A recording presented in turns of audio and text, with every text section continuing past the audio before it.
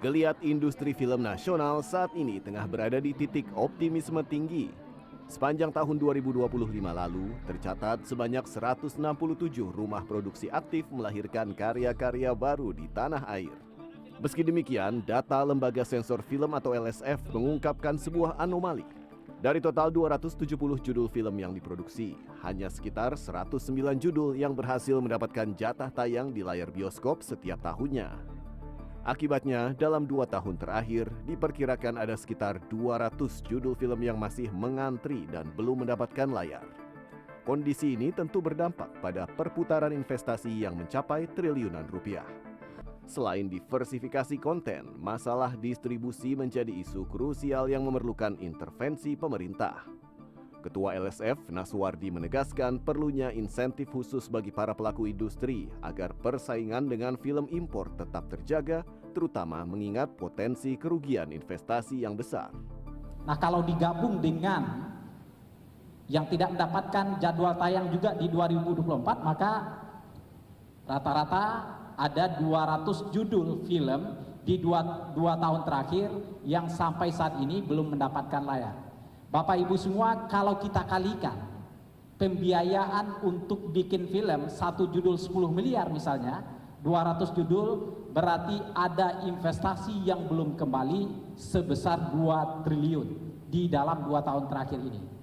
Maka mestinya pemerintah, dan kami merekomendasikan kepada kementerian dan juga tentu presiden, ya, perlu insentif untuk mereka agar mereka tetap bisa berkarya, agar mereka tetap bisa berproduksi, agar persaingan kompetitif film nasional kita dengan film impor itu bisa tetap terjaga. Memasuki tahun 2026, tantangan diprediksi akan semakin ketat. Pasar Indonesia kini menjadi target utama bagi film-film asing dari berbagai negara. Untuk itu, LSF kini tengah mendorong revisi Undang-Undang Perfilman guna menciptakan level playing field atau kesetaraan antara industri bioskop, televisi, hingga platform digital. Kualitas karya menjadi harga mati untuk menjaga kepercayaan lebih dari 80 juta penonton film nasional.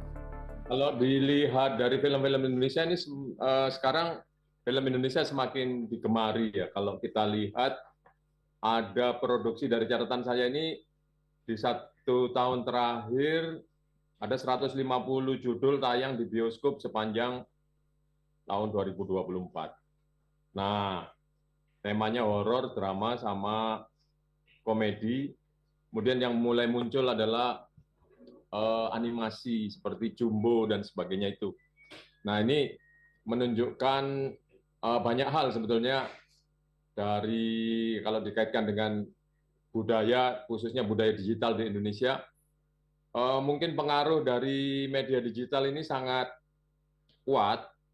Kalau kita lihat kan efek dari media digital itu menciptakan penyeragaman selera atau penyeragaman keinginan. Apa yang orang lihat di media sosial itu akan menular.